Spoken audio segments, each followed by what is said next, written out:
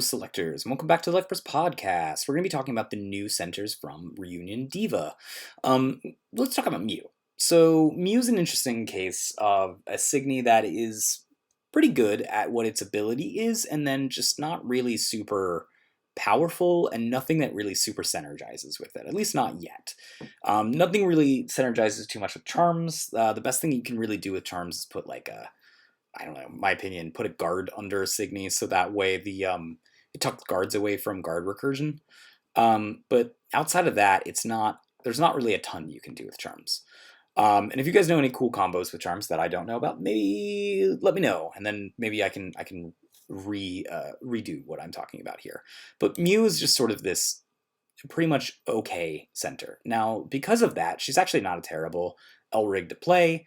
Her ability gives things negative 3,000, which means that you're basically always opening at least one lane, like a utility Signy lane on the opponent, which is pretty cool. And then once per game is actually very powerful, where for basically a turn, you really are able to not let them put Signy in that zone unless they pay a certain amount. Which you might want to enter starve them, you want to enter burn them, white or red, basically, to pull that off. But it's also just like, even if they can pay for it, it's not great for them because then they just lost all their enter. So it's pretty safe to say that Mew is a above average Elrig that's going to help you kind of punch in an extra damage a turn. This makes me want to play it more of a control shell than anything else, because control, generally speaking, wants to do 1 damage on the board, 1 damage with Elrig attacks, and Mew aligns to that. But it's not really an interesting deck to show off. So I made a different brew here for you guys to check out, mainly with the idea of like trying to play with this Twinkling Eyes of Doom and Mew aspect to it. With the aspect of like, basically, if you can close off the opponent's lane, at least even for 2 turns, with just this center ability, as well as Twinkling Eyes of Doom here, which erases one of the opponent's Signies on, then that allows you to do certain effects become even more powerful. Namely, the Exia effect becomes more powerful, because when you block off one of those Signy attack zones, you are blocking off 50% of their lanes that they can attack from instead of 1/3, as well as the new card here from Midoriko, which also blocks off a Signy lane. So again, that's like plus an Exia, you're pretty much blocking off all lanes. So between that, that's seven different cards that will always kind of block off all lanes from the opponent. Another thing that you can do is you still get to put down Signy in those lanes that you're blocking off. And something cool to tuck in there, aside from Exia or a Midoriko, is a Goella, which shuts down opponents' abilities when they attack. But so if they get rid of this, it doesn't reward them with anything, because you'll be putting it in the lane that isn't an open lane here. So it ends up being kind of a cool place to tuck Signy that have a little bit of utility for you. Maybe things like even Yuki, for example.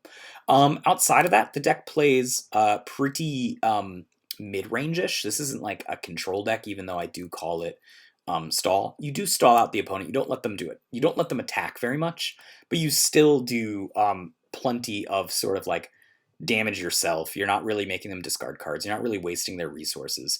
One interesting thing to note about this is it does have the Mel, Revise, and Invisible Line, which does do a very good job kind of just stalling out the game a little longer. But the Anj assist of choice here is going to be the Anj that bounces a card back to the opponent's hand, as well as the Anj that returns another card to the opponent's hand, and you can pay black and bring a black Signy from your trash to your hand.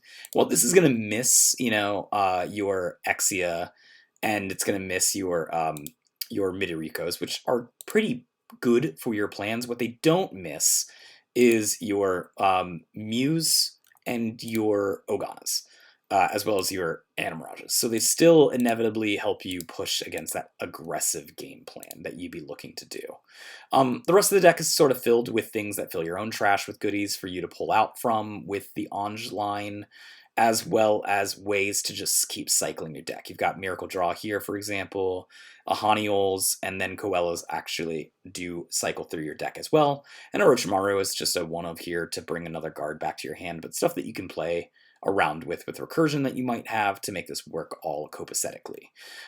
That's this deck in a nutshell. There's not anything really too deep about it. I chose Xenocluster here as the second piece, just because I do think that this deck has got a weakness to losing its Enter, because this Twinkling Eyes of Doom costs so much, and you do have a fair amount of like Enter exchange between the small amount that you got from Haniel and the Coella, but then this large amount here between the Mel Invisible and the Twinkling Eyes of Doom. So I do think it's important to protect your Enter.